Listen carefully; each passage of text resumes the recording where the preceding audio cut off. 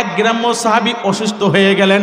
তার সন্তানকে বলল, আমি অসুস্থ হয়ে যাচ্ছি, আমাকে একটু নবীর দরবারে গিয়ে হাজির করো। ওই সাহাবীকে যখন নবীর কাছে এনে হাজির করা হলো, নবীজিকে বললেন, নবীজি আমার, আমি আপনার গরিব সাহাবী, আমি মারা যাব, কিন্তু দুনিয়াতে আপনাকে কোথায়, আপনাকে দেখে মন শান্তি করে নিয়েছি, আখিরাতে আপনাকে কোথায় পাবো? ভালোবাসা দেখছেন? ভালোবাসা দেখছেন? সাহাবী কয়, নবী আমার, দুনিয়াতে যখন দেখতে মন চেয়েছে আপনাকে দেখে গেছি, কিন্তু দুনিয়া থেকে বিদায় নেওয়ার শেষ সময় আখিরাতে আপনাকে কোথায় পাবো? আপনাকে না দেখলে যে আমি থাকতে পারবো না। নবীজি বললেন, ও সাহাবী, দুনিয়াতে থেকে যখন তুমি বিদায় নিয়ে যাবা, আমাকে তালাশ করবে হাউজে কাউসারে। সুবহানাল্লাহ বলেন। সাহাবী বললেন, ইয়া রাসূলুল্লাহ, আপনার অসংখ্য উম্মতের মাঝে আমি ক্ষুদ্র সাহাবীকে আপনি কেমনে চিনবেন? নবীজি বললেন, সাহাবী রে, তুই যদি আমার প্রতি বেশি বেশি দরুদ পড়িস, ওই দরুদের কারণে আমি রসুল তোকে খুঁজে নিয়ে নিব। কেন? রাসূলুল্লাহর হাদিস, যদি কোনো উম্মত যদি নবীর প্রতি একবার দরুদ পাঠ করে, তার চেহারাটা আমার রসুলের সামনে দেখানো হয়। সে যদি একবার যদি দরুদ পড়ে, একবার চেহারা দেখানো হয়। সে যদি দুইবারও দরুদ পড়ে, দুইবার চেহারা দেখানো হয়। সে যদি তিনবার দরুদ পড়ে, তিনবার দেখানো হয়। আর কোনো মুমিন যদি, কোনো উম্মত যদি, আশিকে রসুল যদি সকালে 100 বার, দুপুরে 100 বার, শোয়ার সময় 100 বার পড়ে, দিনে 300 বার দরুদ পড়ে, তাহলে সেই উম্মত কিন্তু রসুলের সামনে 300 বার হাজির করা হবে। চিনবে কি চিনবে না বলেন? নবীজি বললেন, সাহাবী, আমার প্রতি তুমি দরুদ বেশি বেশি বলে হাউজে কাউসারে না পাই, কোথায় গিয়ে পাবো? এবার ওই আল্লাহ রসুল সাল্লাল্লাহু আলাইহি ওয়াসাল্লাম বললেন, সাহাবী রে, আমাকে যদি হাউজে কাউসারে না পাও, তাহলে সোজা ফুলসিরাতের কিনারে যাবা। আমি উম্মতের জন্য পাগল হয়ে যাব। কোন উম্মত ফুলসিরাত থেকে পার হয়ে জাহান্নামে পড়ে যায়, এ সাহাবী, আমাকে ওখানে তালাশ করবা। যদি কোনো উম্মত যদি জাহান্নামের উপযুক্ত হয়ে যায়, আমি তাকায়া থেকে দেখব ওই উম্মত আমার প্রতি জীবনে একবার দরুদ পড়েছে কিনা। ওই দরুদটা নিয়ে দৌড়িয়ে গিয়ে আল্লাহকে বলবো, আল্লাহ, আমার উম্মত বেঁচে থাকাকালীন একবার হলেও সাল্লাল্লাহু আলাইহি ওয়াসাল্লাম বলেছেন, আমার উম্মত দেখে আজকে ফুলসিরাত পার হতে পারে না। আল্লাহ, আমার উম্মতকে আপনি মাফ করে দিয়ে দেন। সাহাবীকে বললেন, আমাকে ফুলসিরাতে বাবা। সাহাবী বললেন, ইয়া রাসূলুল্লাহ, আপনাকে ও জায়গায় নাই বলে কোন জায়গায় পাবো? ফুলসিরাতে না বলে কোথায় গিয়ে পাবো? নবীজি বললেন, ওখানে না বলে আমাকে দাঁড়িপাল্লা, যেখানে নেকি আমল ওজন করা হয়, ওখানে গিয়ে পাবা। কেন? আমার কোনো নবীর আমার কোনো উম্মতের যদি নেকি কম হয়ে যায়, যদি উম্মত নেকি কম হওয়ার কারণে জাহান্নামের উপযুক্ত হয়ে যায়, আমি তাকায়া থেকে দেখি ওই উম্মত আমার প্রতি জীবনে কোনো দরুদ পড়ছে কিনা। ওই দরুদটা নিয়ে আমি আল্লাহ তাআলার কাছে হাজির হয়ে যাব। ওইটা যখন মিজানের পাল্লায় রাখবো, রাখতে দেরি, তার নেকির পাল্লা ভারী হতে দেরি হবে না। ও মুসলমান, আমি আপনাদেরকে বলতে চাই, এক নবীর উম্মত, আমাদের নবীর একজন উম্মত, তার প্রতি জাহান্নাম অবধারিত, তাকে সেগল দিয়ে টেনে টেনে জাহান্নামে নিয়ে যাওয়া হয়। এই দৃশ্য যখন আমার নবীজি দেখলেন, আমার নবীজি বলে, দাঁড়াও, আমার উম্মতকে জাহান্নামে নিয়ে যাও না। কেন নিয়ে যাবে না? একটু দাঁড়াও, একটু সময় দাও। ও মুসলমান, ছোটবেলায় আমাদের কবরে, আমাদের কোমরে চাবি রাখার জন্য সেগল দেই কিনা, দেই কিনা, সুতো বাঁধি কিনা? আমার নবীজি তাকায়া থেকে দেখবেন তার উম্মতকে জাহান্নামে নিয়ে যায়। ডাকা হবে, আমার উম্মতকে জাহান্নামে নিয়ে যাইও না। আমার নবীজি কোমর থেকে একটা কাগজ বের করবেন। কাগজটা বের করার পর বলবে, আমার ওই উম্মতের নেকির ও নেকি আবার ওজন করা হবে। নেকি যখন ওজন করার জন্য যখন আবার আনা হবে, আমার নবীজি কোমর থেকে ওই কাপড়ের টুকরাটা, ওই কাগজের টুকরাটা যখন মিজানের পাল্লায় রাখবে, রাখতে দেরি ওই উম্মতের নেকির পাল্লা ভারী হয়ে যাবে। আমার নবীজি বলেন, যে বেশি বেশি আমার প্রতি দরুদ পড়বে, দরুদ পড়ার কারণে সে নাজাত পেয়ে যাবে। ওই ব্যক্তির দরুদের কাপড়টা, দরুদের কাগজটা রাখতে নেকির পাল্লা ভারী, আল্লাহ পাকের ফয়সালায় সে জান্নাতে চলে যাবে। ও মুসলমান, এবার একটু গভীর মনোযোগ দিয়ে দেন। এখান থেকে আজকে আপনি কি নিয়ে বাড়িতে যাবেন?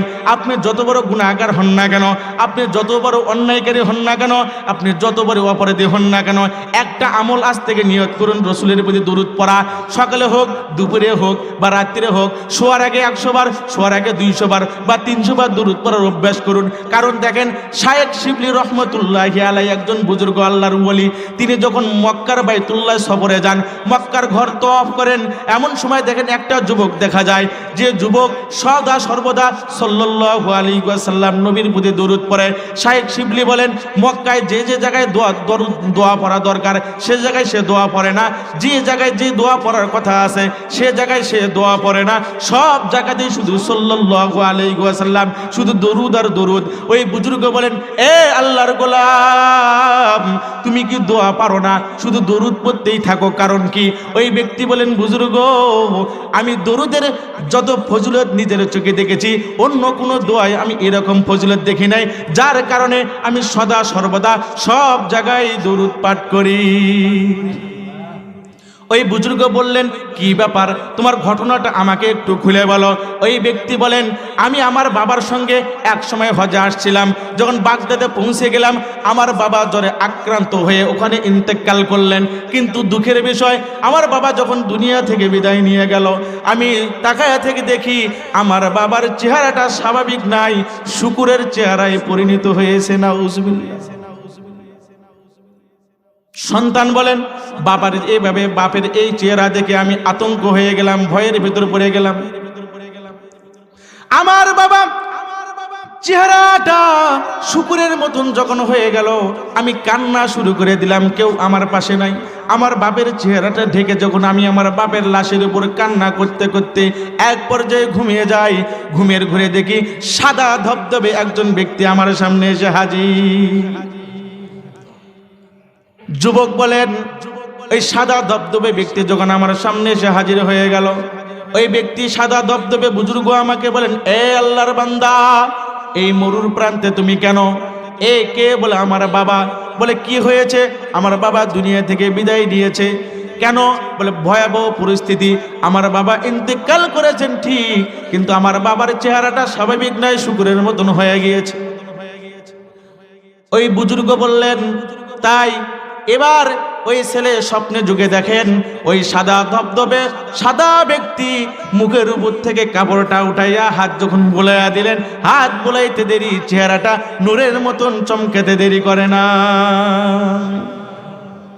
যুবক বলেন, স্বপ্নের ভিতর আমি ওই সাদা ধবধবে বুজুর্গের পা জড়ায়া ধরে বলি, আল্লাহর বান্দা, আপনি কে? আপনাকে আমি চিনি না। এই কঠিন মুহূর্তে আমার বাবারে এত বড় আপনি উপকার করলেন। ওই ব্যক্তি এইভাবে বলার পর সাদা ধবধবে বুজুর্গ বললেন, আল্লাহর বান্দা, আমি আর কেউ নই রে, আমি হলাম তোর নবী, উম্মত দরদি নবী মুহাম্মদ রাসূলুল্লাহ সাল্লাল্লাহু আলাইহি ওয়াসাল্লাম। কেন? এ শুনে নাও, তোমার বাবা জীবিত থাকা অবস্থায় প্রতিদিন সকাল সন্ধ্যায় আমার প্রতি দরুদ পড়তো, আর এই দরুদ জিবরাইল ফেরেশতা, যে ফেরেশতা নিযুক্ত করা হয়েছিল, ফেরেশতা তোমার বাবার দরুদ আমার সামনে এনে হাজির করে দিত। কিন্তু আজকে সন্ধ্যা হয়ে গেল, তোমার বাবার দরুদ আমার কাছে পৌঁছ নাই। আমি ফেরেশতাকে জিজ্ঞাসা করলাম, অমুক বান্দার অমুক ছেলের দরুদ এখনো কেন আমার কাছে আসলো না? ফেরেশতা বলল, ইয়া রাসূলুল্লাহ, করুন ভয়াবহ পরিণতি। বলে, কেন? সে আল্লাহর বান্দা তো দুনিয়া থেকে বিদায় নিয়েছে, শুধু তাই নয়, তার চেহারাটা শুকুরের চেহারায় পরিণত হয়েছে। নবীজি বলেন, আমার উম্মত, যে উম্মত আমার সকাল সন্ধ্যায় আমার প্রতি দরুদ পড়েছে, আমাকে ভালোবেসে দরুদ পড়েছে, আজকে আমার উম্মত বিপদে, আর আমি নবী রওজায় থাকবো, হতে পারে না। আমি রওজা থেকে সরাসরি আমার উম্মতের পাশে এসে দাঁড়ায় গিয়েছি, আমার উম্মত যেন জাহান্নামে না যায়। ও মুসলমান, যুবক বলেন, আমার ঘুম ভেঙে গেল। সকালবেলা তাকায়া থেকে দেখি মরুর প্রান্তে কোনো ঘর নাই, কোনো বাড়ি নাই, কিন্তু দূর দূরান্ত থেকে মানুষ পাগলের মতন ছুটে এসে হাজির হয়ে গেল জানাজায়। আমি বললাম, আল্লাহর বান্দারা, আমার বাবা মারা গেছে কেউ জানে না, শুধু আমি জানি, কোনো এলান তো আমি করি নাই, আপনারা কিভাবে জানলেন এখানে লাশ আছে? সকলেই জবাব দিল, স্বপ্নের যুগে নয়, ঘুমের ঘরে আমরা শুনতে পেলাম। কে যেন বলল, নিজের জিন্দিগির গুনাহগুলো মাফ করে নিতে চাও, ওই তাকায়া থাকে দেখো মরুর প্রান্তে একটা আল্লাহর বান্দা পড়ে আছে। ওই আল্লাহর বান্দাই যারা যারা জানাজায় শরীক হবে, যারা জানাজায় অংশগ্রহণ করবে, আল্লাহ পাক রব্বুল আলামিন তাদের জিন্দেগির গুনাহগুলো মাফ করে দিয়ে দিবে। ও মুসলমান, আমি আপনাদেরকে বলতে চাই, কেমন নবীর উম্মত যে নবীর প্রতি দুরূদ পড়লে জিন্দেগির গুনাহ মাফ হয়ে যায়, চেহারাজুল আমলের কারণে, খারাপ আমলের কারণে পরিবর্তন হয়ে যায়। নবীর প্রতি দুরূদ পড়ার কারণে নবী যে আমাদের উপকার হয় কি হয় না? কথা বলেন না কেন? কথা বলেন না কেন?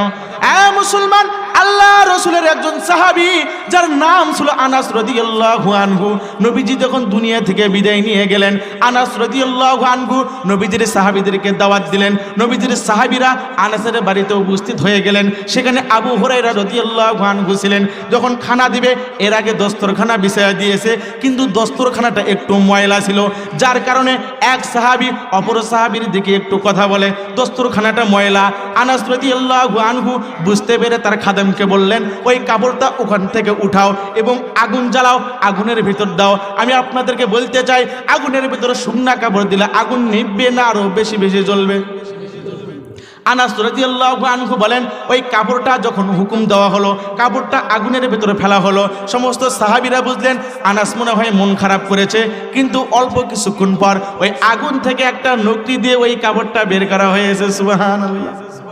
ও মুসলমান, গভীর মনোযোগ দেন। কিন্তু কাপড় তো পোড়া দূরের কথা, কাপড়টা এমন পরিমাণ সাদা হয়েছে যা অন্য কোনো জিনিস দিয়ে এরকম পরিষ্কার করা যেত না।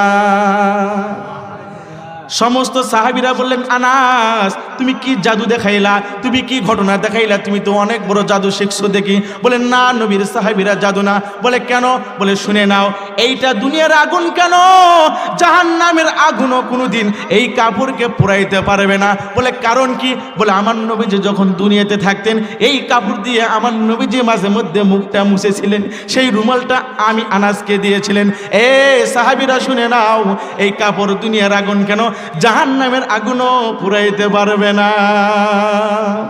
যে নবীর চেহারায় কাপড় ছোঁয়া লাগার কারণে কাপড় দুনিয়ার আগুন পুরাইতে পারবে না, সেই নবীর উত্তম আদর্শ, সেই নবীর সুন্নাত, সেই নবীর কথা, সেই নবীর হাদিস, সেই নবীর প্রতি দুরূদ পড়লে মনে হয় আল্লাহ আমাদেরকে আযাব দেবে। এটা আপনাদের মনে হয়? ও মুসলমান, আপনাদের হাতে পায়ে ধরে বলি, এটা কি মাস? কথা বলেন না কেন? কি মাস? শাবান মাস। আল্লাহ রসুল সাল্লাল্লাহু আলাইহি ওয়াসাল্লাম বলেন, এই শাবান মাসের 14ই দিবাগত রাত্রিতে এমন একটা রাত আছে, 14ই দিবাগত রাত রাসূলুল্লাহ বলেন বনু কলব গোত্রের অধিক পরিমাণ ছাগল তারা পালন করত।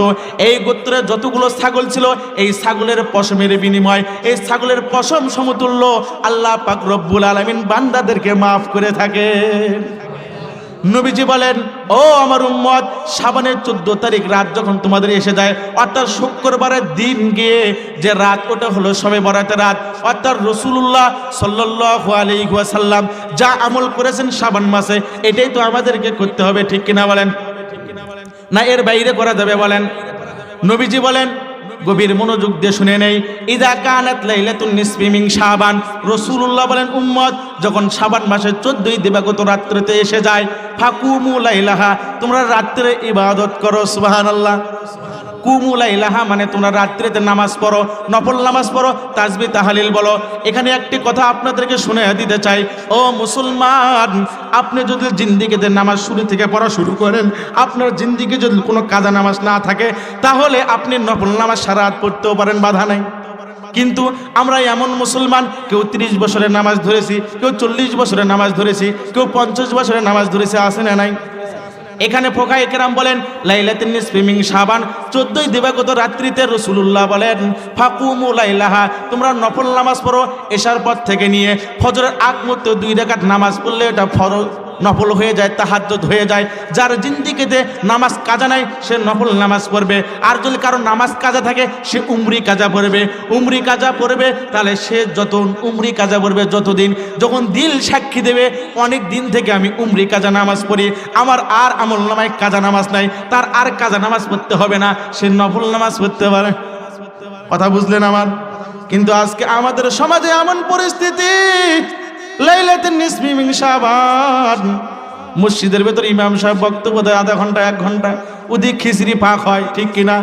জিকির করে, তাসবিহ তাহলিল পড়ে, কিন্তু জীবনে যে অনেক নামাজ কাজা আছে বান্দার হুঁশ নাই।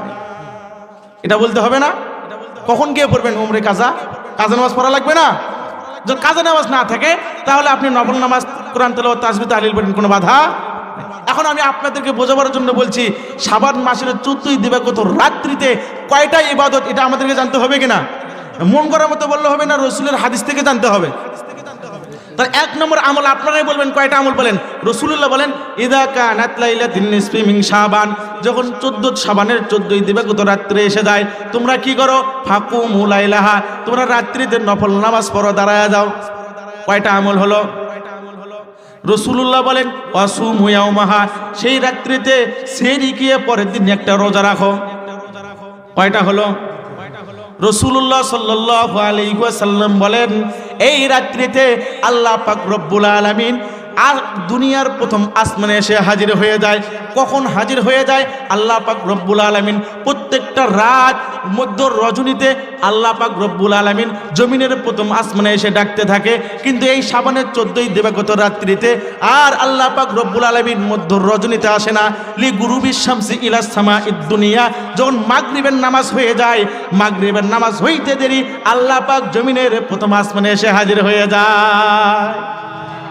আল্লাহ পাক রব্বুল আলামিন বলেন, এ আমার বান্দা, তোমরা কে কি গুনাহ করেছো আমার কাছে গুনার জন্য ক্ষমা চাও, মাফ করে দিয়ে দেব।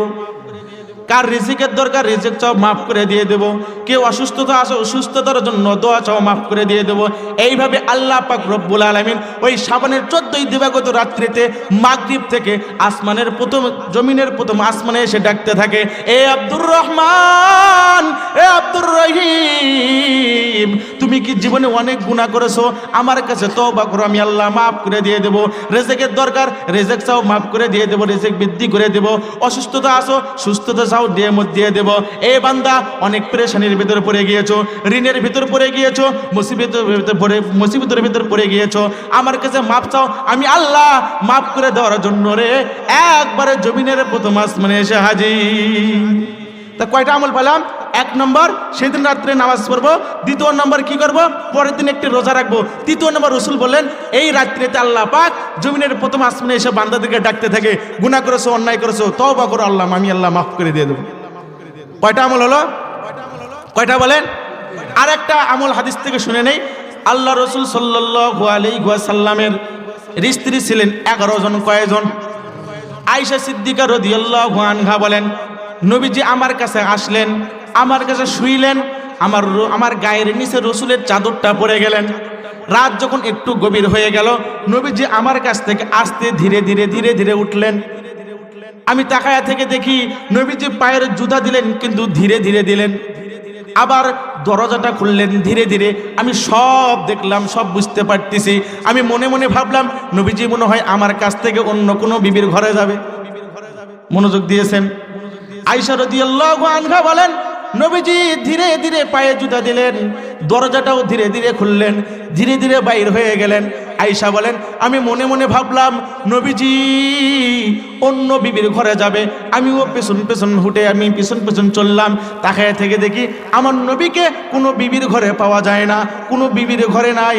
আমি দেখলাম নবীজি আমার আতের অন্ধকারে জান্নাতুল বাগিতে সমস্ত শহীদদের, সমস্ত উম্মতদের জন্য কবর জিয়ারত করে আল্লাহ তাআলার কাছে কান্নাকাটি করে। নবীজি হাত উঠাইয়া কান্নাকাটি করে, আল্লাহ আমার উম্মতদেরকে আপনি মাফ করে দিয়ে দিন। ও মুসলমান যারা আপনারা এখানে আসছেন, আল্লাহর কসম করে বলি, রসুলের সুন্নতেই মুক্তি। রসুল যা করেছেন এটাতেই আপনারা শান্তি, এটাই আপনাকে করতে হবে। তাহলে রসুল্লাহ ঘর থেকে ওই জান্নাতুল বাকিতে গেলেন কয়জন? একা না, সাহাবীদেরকে নিয়ে গেলেন। একটু কথা বলেন।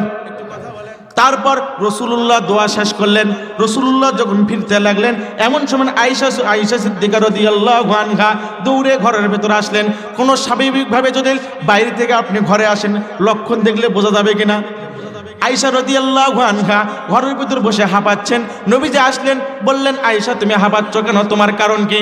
তোমার কি কোনো অসুবিধা, কোনো জ্বর, অসুস্থতা? আয়েশা বললেন, না ইয়া রাসূলুল্লাহ। সহজ সরলভাবে উত্তর দিলেন। আর আমাদের মা বোনেরা হলে পেঁচায়া পেঁচায়া উত্তর দিতেন, ঠিক কিনা? যেন ধরা না পড়ি।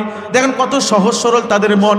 আয়েশা বললেন, নবীজি আমার, আপনি আমার কাছ থেকে উঠে গেলেন, আমার সন্দেহ হলো আপনি কোনো বিবির কাছে গেলেন কিনা, কিন্তু আপনি তো বিবির কাছে গেলেন না। নবীজি বললেন, রে আয়েশা, আমি যখন শুয়ে যাই ওই জিবরাইল এসে আমাকে বলেন, ইয়া রাসূলুল্লাহ, ও গো আল্লাহর নবী, এইটা ঘুমানো রাত্র না গো নবী, আপনি উঠুন, নামাজ পড়ুন, আপনার উম্মতের জন্য দোয়া করুন। ও মুসলমান, আমি আপনাদেরকে বলতে চাই, নবীজি রাতের অন্ধকারে একা একা কবর জিয়ারত করার জন্য চলে গেলেন। তাহলে কবর জিয়ারত এই রাত্রে আমল পাওয়া গেল, ঠিক কিনা বলেন? কিন্তু আমি আপনাদেরকে বলতে চাই, নবীজি যে জান্নাতুল বাগিতে কবর জিয়ারত করলেন একা না সাহাবীদেরকে সঙ্গে করে নিয়ে? একটু উত্তরে দেন। তাহলে রসুল পারতেন এত বড় ফজিলতের রাত সাহাবীদেরকে ডেকে ডেকে সঙ্গে নিয়ে যেতে পারতেন কিনা? আজকে আমাদের সমাজে ইমাম সাহেবকে বলা হয়, ইমাম সাহেব আমার বাবা মারা গেছে বলে কোথায়? ওই জঙ্গলে মাটি দিয়েছে, ওখানে গিয়ে দোয়া করে নেয়। ইমাম সাহেবও যায়, না গেলে তো আর টেকা বাবা নয়, ইমামতিও থাকবে না। সঠিক কথাটাও মানুষকে জানে না। ভাই আপনি করেন, বাধা নাই, হালুয়া রুটি খান, বাধা নাই, কিন্তু মানুষকে বোঝান যে এটা শরীয়ত না, এইটা শরীয়ত না। তারপরে ধীরে ধীরে যদি বোঝান, একদিন তো বুঝতে পারবে, ঠিক কিনা?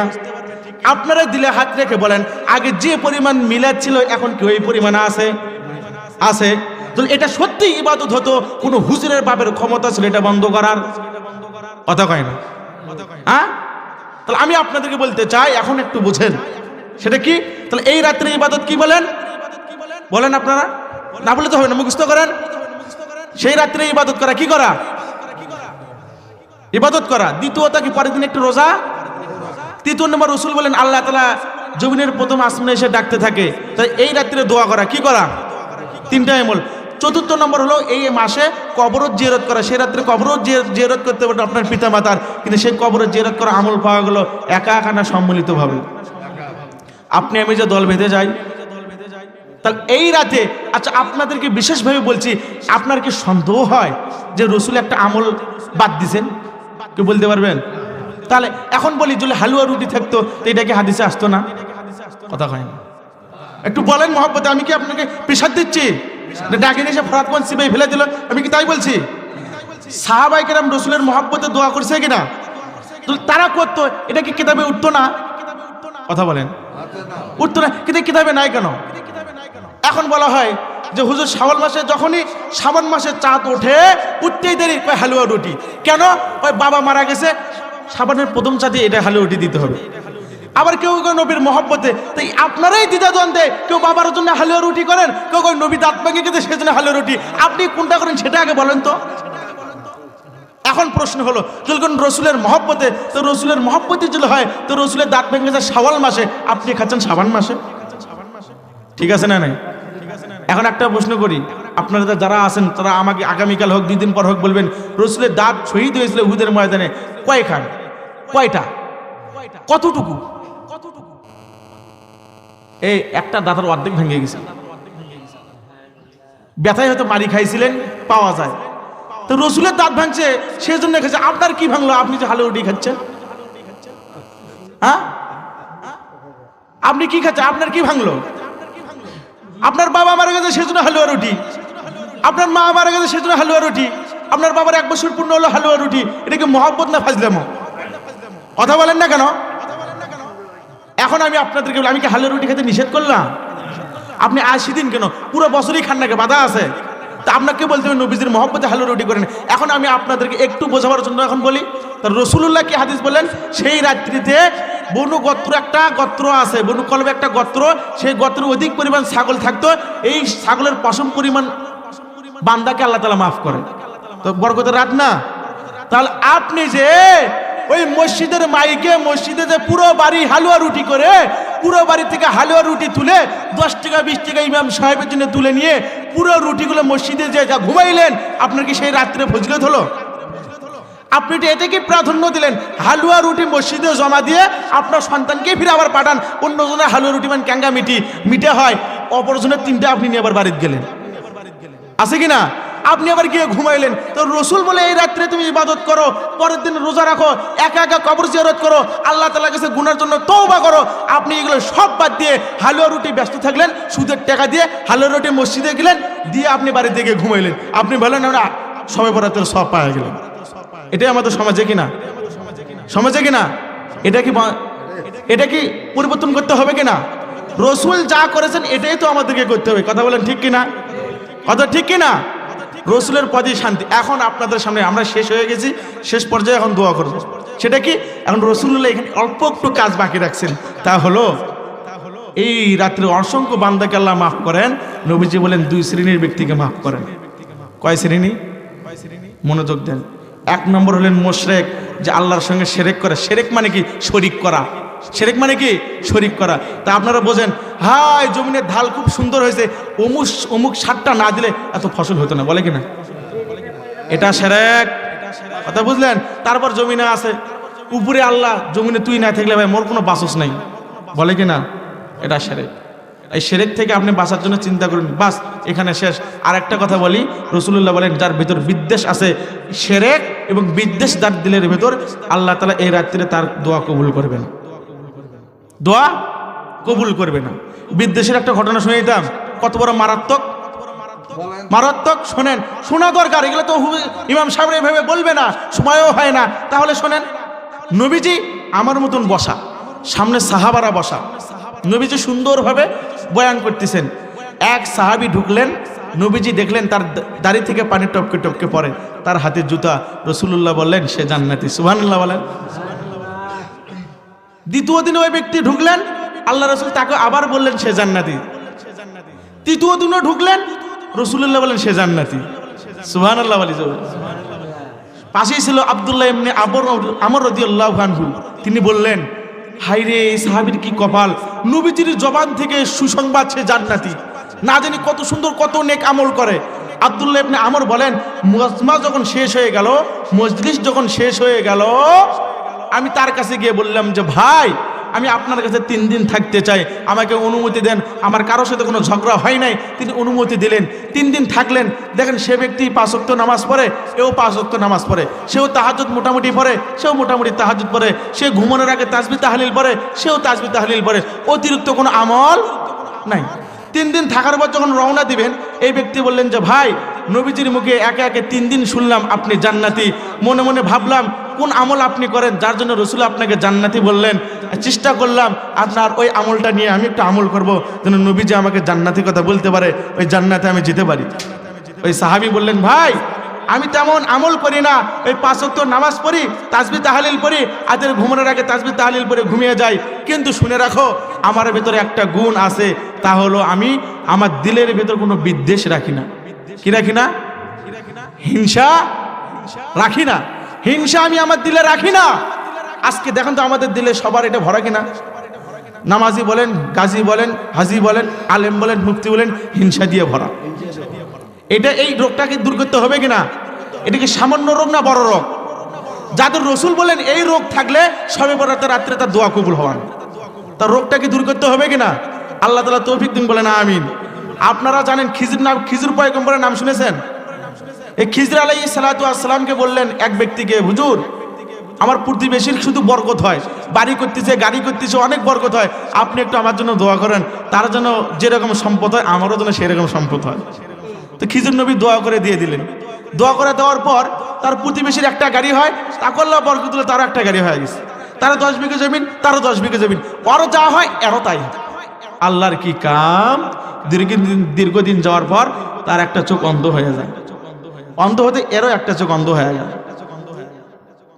খিজির নবী এ পাশে যায়, খিজির আলাইহিস সালাতু ওয়াস সালাম পাশ দিয়ে যায়। বলেন, কি আল্লাহর বান্দা, কি অবস্থা তোমার? বললেন, বড় আফসোসের বিষয়। বলে, কেন? বলে, আমার একটা চোখ অন্ধ হয়ে গিয়েছে। বলে, তোর আরো ক্ষতি আছে। বলে, কেন? তোর কেন ভালো একজনের ভালো দেখে তোর সহ্য হয় না? তোর আরো ক্ষতি আছে, দুনিয়াতেও আছে, আখিরাতেও আছে। আল্লাহর কি কাম! 2 দিন পর তার একটা হাত মিলা হয়, তারও একটা হাত মিলা হয়, তার একটা পা ধ্বংস হয়, তারও একটা পা ধ্বংস হয়। তাহলে বিদ্বেষ, হিংসা কত বড় খারাপ, চিন্তা করছেন? চিন্তা করছেন? দ্বিতীয় নম্বর, তৃতীয় আছে মদ গাঞ্জা যারা খায়, পিতামাতার অবাধ্য সন্তান, এরা দেখবেন যে একবারে শবে বরাতের রাত্রিতে ঈশান নামাজ জামাত শহীদ পরে রাতেও আর বাত আসে না, কিন্তু এখন পিতার সাথে কথা কয় না, মাতার সাথে কথা কয় না, ভাইয়ের সাথে সম্পর্ক ছিন্ন নাই, আসে না নাই, এদিক যা সমানে ঢিস দিচ্ছে। এই ঢিস দিয়ে কোনো কায়দা হবে? এখনকার সন্তানরা বাবা মার কাছ থেকে মাপ নিতে লজ্জা লাগে। কিসের লজ্জা আছে? যার পায়ের নিচে জান্নাত, সে নারাজ থাকলে নামাজ রোজা হজ যাকাত কিছুই কবুল হবে না, তা আপনার লজ্জা কেন? তৃতীয় নাম্বার কঠিন একটা কথা বলি, এটা আপনার আমার দিলের ভিতর ভরা। কেউ যদি হক পেয়ে থাকে, গীবত করে হোক, শিকায়ত করে হোক, কাউকে কষ্ট দিয়ে থাকলে তাকে মাপ না চাওয়া পর্যন্ত আপনার তওবাও কবুল হবে না। এই জন্য আপনারা যারা আসছেন, আমি হয়তো পারে আমি আপনার অজান্তে আপনাদের কারোর কাছে কোনো গীবত করতে পারি বা শিকায়ত করতে পারি, হয়তো আমাকে কেউ বলছে আল্লাহ রাস্তায় মাপ চাই, আপনারা আমাকে মাফ করে দিয়ে দেবেন। দিলেন তো ইনশাল্লাহ? আল্লাহ তাআলা কবুল করুক। সম্মানিত হাজিরিন, এই ছিল শাবান মাসে করণীয় বর্জনীয়। যাই হোক, এখন আমরা দোয়া করব, দোয়ার দিকে যাব। এর আগে একটা কথা আপনাদেরকে বলে নেই, আগেরকার জামানার নবীরা, সাহাবারা, আগের হাসান বসরি বলেন, আব্দুল কাদের জিলানী বলেন, ওলিয়া উলিয়ারা দোয়া করলে তাদের দোয়া কবুল হয়, কিন্তু আমাদের দোয়ায় কোনো পরিবর্তন হয় না। এত চোখের পানি ফেলি, হয় কি হয় না? আমাদের দোয়া হয় না। একটা ঘটনা বলি, মনোযোগ দিয়ে শুনবেন, এরপরে আমরা দোয়ায় যাব। ওমর রাদিয়াল্লাহু আনহুর কাছে এক ব্যক্তি গেলেন, বাপ বেটা গেলেন ওমর রাদিয়াল্লাহু আনহুর কাছে। ওমর রাদিয়াল্লাহু আনহু বলেন, আমি তাকায়া থেকে এবং সন্তান দুইজনের চেহারা এক। সুবহানাল্লাহ বলেন। ওমর রাদিয়াল্লাহু আনহু বলেন, আমার কাছে দুইজন ব্যক্তি আসলো, একজন পিতা একজন সন্তান, কিন্তু বাপের চেহারাও যেরকম সন্তানের চেহারাও সেই রকম, বাপের নাকটাও যেরকম সন্তানের নাকটাও সেই রকম, হুবহু মিল পাওয়া যায় কপি। ওমর রাদিয়াল্লাহু আনহু বললেন, আপনার সন্তানকে বলে সে আমার সন্তান, দেখে আপনাদের চেহারা তো হুবহু মিল পাওয়া যায়, কারণ কি? ওই ব্যক্তি বললেন, আমিরুল মুমিনিন, আমার সন্তানটা আপনাদের ভেতরে পাওয়া সন্তান নয়, আমার সন্তানটা হলো দুয়ার সন্তান। বলে কারণ কি? একটু ঘটনা খুলে বলেন। ওই ব্যক্তি বললেন, আমিরুল মুমিনিন, আমি নতুন বিবাহ করলাম, নতুন বিবাহ করার পর আমার স্ত্রী গর্ভে যখন আমার সন্তান, এমন সময় সংবাদ শুনতে পেলাম যুদ্ধের তামামা বেজে গিয়েছে, যুদ্ধের ময়দানে যেতে হবে।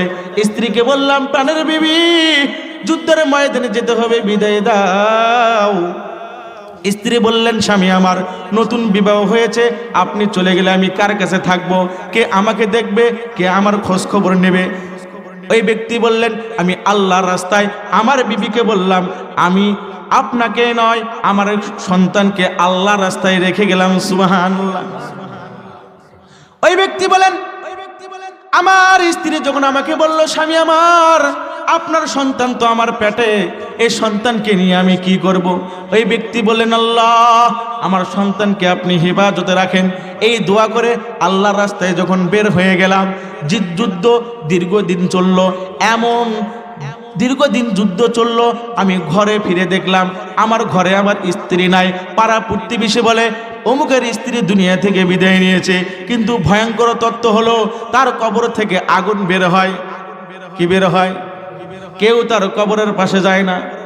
আমিরুল মুমিনিন বাড়িতে গিয়ে দেখলাম আমার প্রাণের বিবি নাই। আমার বিবিকে না পেয়ে আমি খুঁজতে লাগলাম। পাড়া প্রতিবেশী বলল, তোমার স্ত্রীকে অমুক জায়গায় কবর দেওয়া হয়েছে, কিন্তু ভয়ঙ্কর তত্ত্ব হলো তার কবর থেকে আগুন বের হয়, তার কবরের পাশে কেউ যায় না। আমিরুল মুমিনিন, আমার দিল সদা সর্বদা বলতো আমার বিবি নেককার মহিলা ছিল, নামাজওয়ালা মহিলা ছিল, বদকার মহিলা ছিল না, আমার বিবির কবরে আযাব হতে পারে না। আমিরুল মুমিনিন, রাত যখন একটু হয়ে গেল, সন্ধ্যাবেলায় আমি আমার বিবির কাছে যখন গেলাম, কবরের নিকটে গেলাম, দেখলাম আগুন দেখা যায়।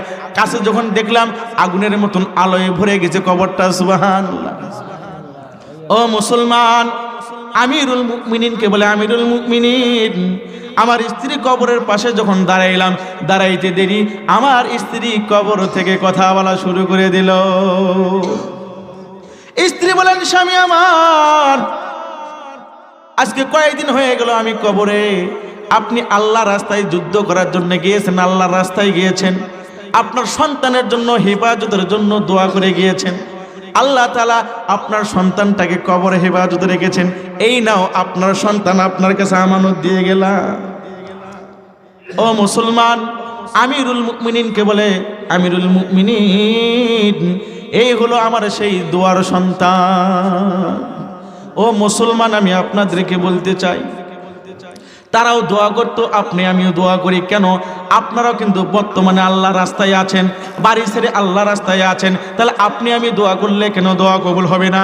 ও মুসলমান, মনটাকে একটু নরম করেন, কবরের দিকে দৃষ্টিপাত করেন, কবরের দিকে দেখেন আর বলেন, আমি হয়তো দুনিয়া থেকে বিদায় নিয়েছি, আমি হয়তো আর দুনিয়া থেকে বাঁচবো না। কুজা ফিরাউন, কুজা নমরুদ, কুজা কারুন শুধু হামান, কুজা শওকত শাহিন শাহে, কুজা তক্তে সুলাইমান। এই পৃথিবীতে ফিরাউন ছিল, নমরুদ ছিল, কারুন ছিল, বড় বড় রাজা বাদশারা ছিল, তারা আজকে নাই। ও মুসলমান, আপনিও আমি একদিন থাকবো না। ইয়া হাম সব মুসাফির হাই, কবর আগের ঠিকানা, কুই আগে রওয়ানা হাই, কুই পিছে রওয়ানা। কবি বলেন, এ মুসাফির, তোর ঠিকানা হলো কবর, কেউ আগে যাবে কেউ পরে যাবে, ঠিক কিনা বলেন?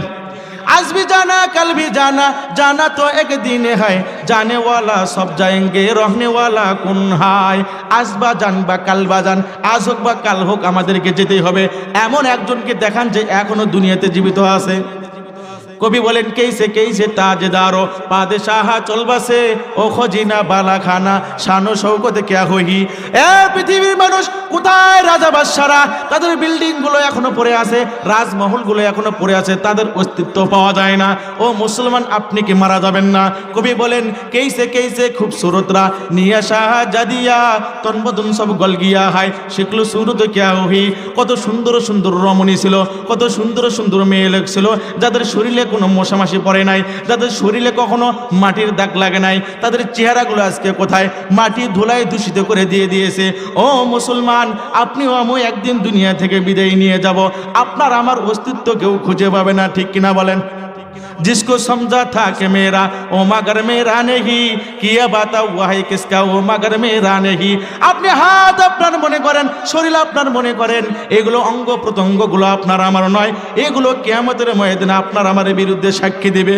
ও মুসলমান, আমি আপনাদেরকে বলতে চাই, চক্ষুটা বন্ধ করে দিয়ে দেন, মনটাকে নরম করে বলেন, আল্লাহ, জীবনে যত গুনাহ করেছি আল্লাহ আমি গুনাহ করব না, যত অন্যায় করেছি আর অন্যায় করব না।